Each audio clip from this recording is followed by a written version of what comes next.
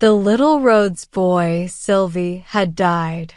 Two women, with red eyes from crying, left Mrs. Rhodes's house. One wore a long fur coat, and the other had only a short gray shawl and slippers. One woman was young, and the other was older, but both looked tired and sad. The morning light was dim, and the snow covered the ground. Smoke started to rise from some chimneys, and the cold air smelled like burning wood. "You're tired," said the older woman, Mrs. Rawls. "So are you," said the younger woman, Helen. "I'm used to it," said Mrs. Rawls. "I haven't rested in 35 years, since my son Jimmy was born." They continued walking, talking about little Sylvie and how sweet he had been. Sylvie had always been kind, helping people in the neighborhood. Both women couldn't believe he was gone. He had been everything to his mother, and it felt wrong that such a good child should die. When they arrived at Mrs. Rawls's house, she invited Helen inside.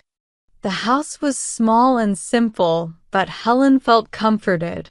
Mrs. Rawls gave her a cup of coffee and made her rest on a sofa. Helen hadn't been taken care of in years, as she was usually the one helping others. As Helen lay there, she thought about her old friend and Rhodes, and had gone through many troubles, losing family and money.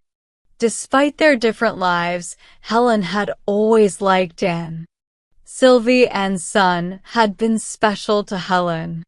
His smile and kindness reminded Helen of a child she had lost many years ago. She didn't expect that taking Sylvie home in her carriage a week ago would be the last time she saw him alive. Now, Helen felt glad that she had stayed with and during Sylvie's final days, helping with what she could. The memory of Sylvie brought back old, painful feelings, but also sweet memories, and she couldn't stop the tears from falling. Helen wondered if her husband knew she had been away. They spent so little time together now, and he had gone on a trip. Only Kathleen, her husband's sister, was at home. Helen felt worried. Kathleen had fallen in love with James Sanderfield, a man who worked at the hat factory.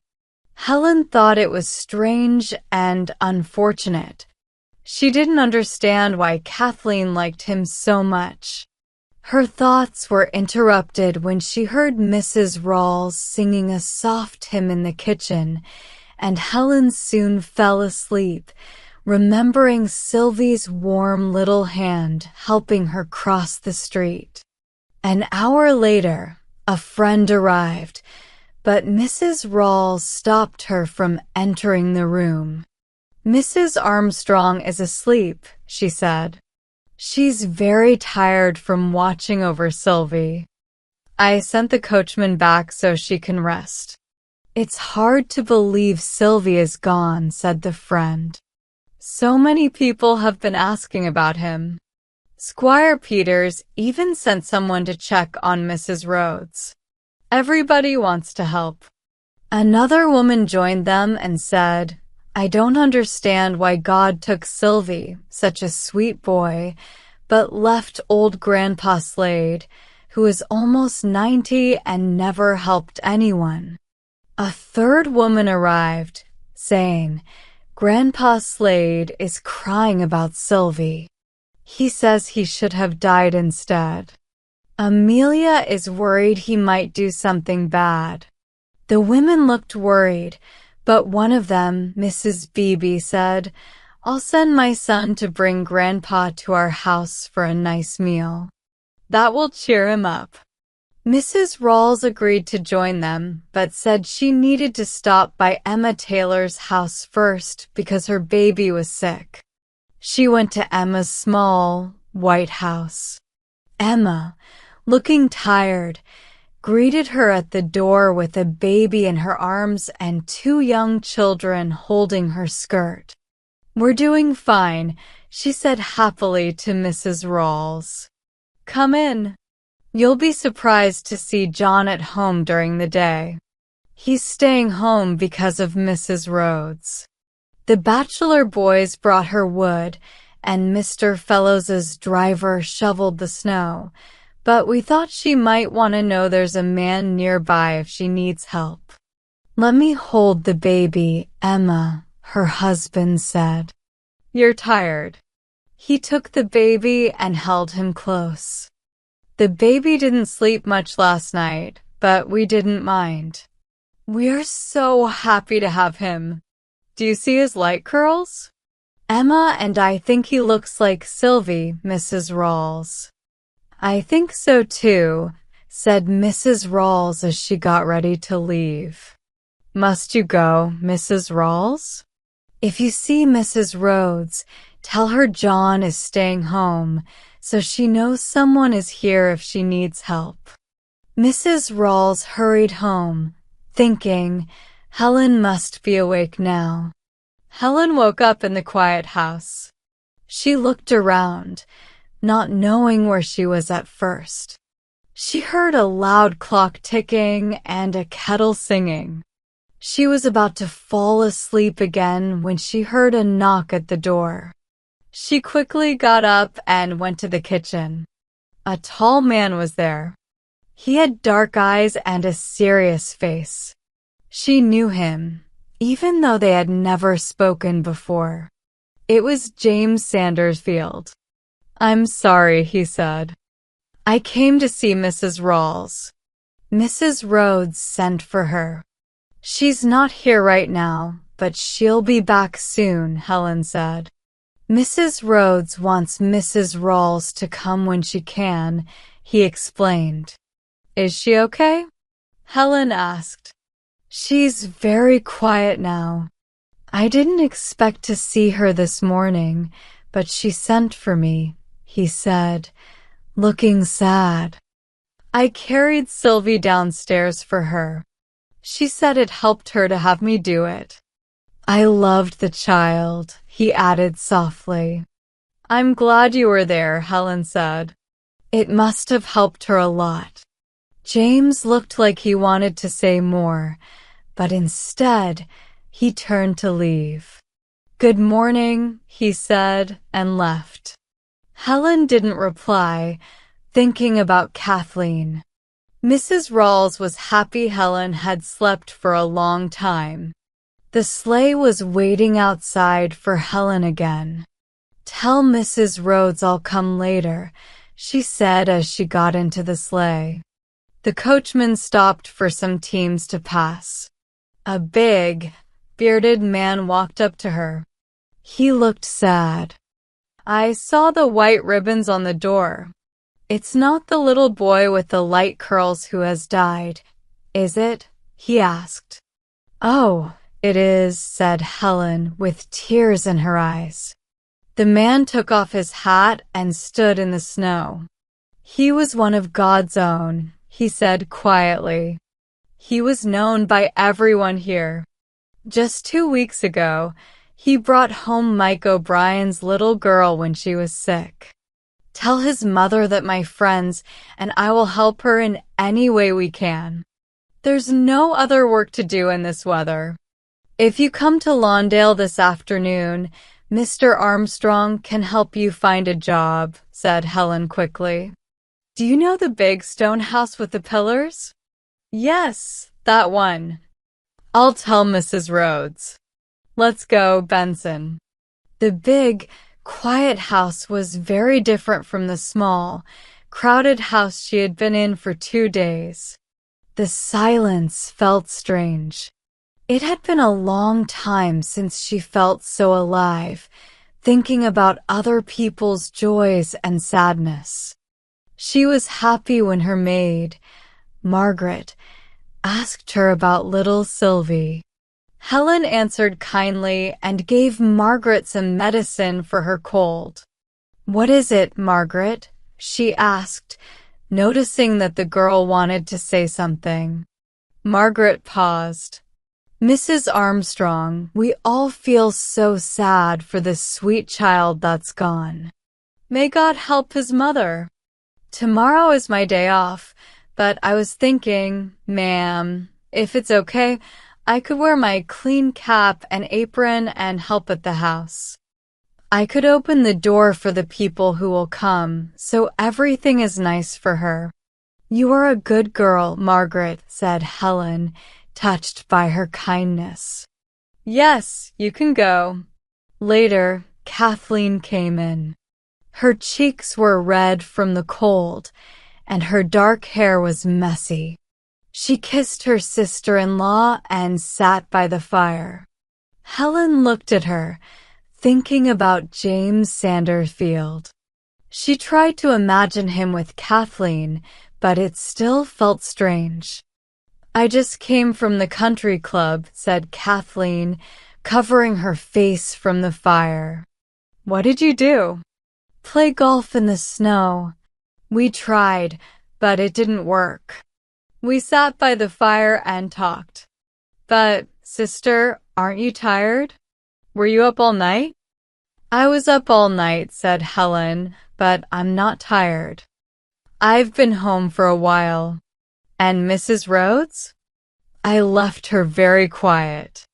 We talked about little Sylvie all morning, said Kathleen sadly. It's so awful for her to lose her child. She doesn't have anyone else. She isn't very young, is she? She's about my age.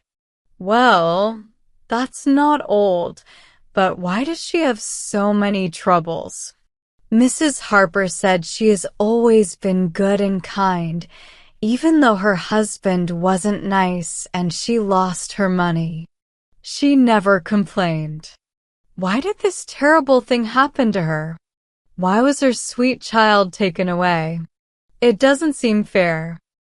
I don't understand it either, said Helen softly. She put her hand on her heart and smiled a little, remembering her own past sadness. We almost cried, Kathleen continued. All the girls. Harvey Spencer tried to make us laugh with jokes, but they were bad jokes. Oh, he was so silly. I don't like those society men. But we couldn't stop talking about Mrs. Rhodes. Everyone wants to help her. Mary Barber said little Sylvie was taken because his mother loved him too much, and it's wrong to love someone that much. I don't believe that. You can't love someone too much. People forget what love is. You and Orrin think I'm silly and romantic, but love is what makes life worth living. I will always love as much as I can, even if it hurts. Kathleen moved closer and laid her head in Helen's lap. He will let you, Helen said, her voice shaky. Kathleen looked up at her, and their eyes met. Helen thought about a man carrying a little child, and she wanted to tell Kathleen, but was too shy. Maybe he wasn't so bad after all. Later, Helen told Orrin what she thought about James Sanderfield. Orrin frowned. It's what I expected, he said. There's nothing wrong with the man, but I still don't see why Kathleen wants him. Well, it's Kathleen's happiness that matters, not ours, said Helen. What are you looking at? Orrin was looking at a small, faded photo of a little child. He stared at it quietly. I always liked this one more than the big portrait, he said slowly. You haven't had it out for a while. No, Helen replied. The frame needed fixing, and the picture was so faded that it made me sad. But today, oh, Orrin, I wanted someone to remember. I never forgot, he said. I just get so busy. I gave $1,000 to the Children's Hospital today for little Sylvie and for our child. Oh, Helen, I won't let you go again tonight. But it has helped me more than anything, she said. I've been trapped in my sadness. I'm not crying just for sorrow, Oren. There's so much more. And now I must go. A man is waiting downstairs for work, and I'll say goodbye until tomorrow. When Helen got to her friend's house, she saw the clergyman leaving. It was snowing again, and he helped her out of the sleigh. Mrs. Rhodes said she was expecting you, he said. Did you see her? Yes. For a few minutes, he replied, looking up the street. Judge Shillaber was just here. I was surprised because he never goes out. But everyone feels this sadness. The ways of the Lord are very mysterious, he said with a heavy sigh. We must have more faith, Mrs. Armstrong. Yes, I feel that too, said Helen. I wanted to talk more, but I mustn't keep you. There's Mrs. Rawls. Another time. The clergyman hurried away, and Helen was welcomed by Mrs. Rawls into a small, warm dining room filled with the smell of flowers. We've had such a time, whispered Mrs. Rawls. Me, Mrs. Loomis, and Ellen Grant have been so busy with visitors. Ellen's so deaf, but she stayed by the window, telling us when someone came. Mrs. Dunham helped for a while. The whole town has come by, people Mrs. Rhodes doesn't even know. They've brought food and flowers, so much food. But she won't eat anything. And flowers. From big white lilies to a small sprig of pink geranium, a little girl brought for little Moss Sylvie. The girl was crying. I gave her some broth before she left. Some notes say, for Sylvie's mother, and she likes those the most. The child looks so peaceful. She put the geranium by him herself. She's waiting for you. Helen's friend, Anne Rhodes, came forward, wearing black, looking so patient and gentle. Helen hugged her tightly, feeling tears in her eyes. I'm glad you came, said Anne softly. I want you to sit with me. I have something to say while I can. She held Helen's hand, the one that held Sylvie's hand when he was dying. Such love, such kindness. I never knew people could be so good. I want you to tell everyone who did something for my little boy, or even thought about it, that I will never forget them. I will always ask God to bless them.